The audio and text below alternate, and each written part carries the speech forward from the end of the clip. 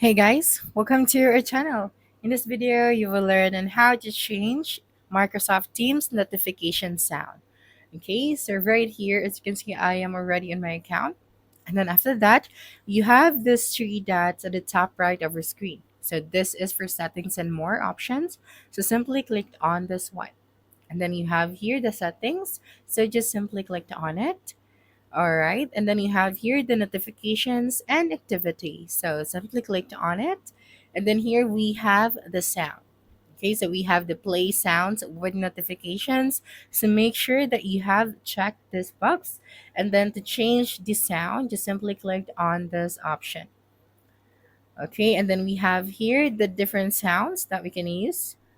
Okay, so we have the softest, softer, default, clear, and clearest.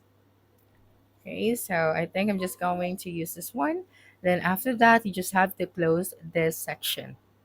So that's it for this video. If you think this video helped you solve your concern, please subscribe, like this video, and leave your comment below. Bye.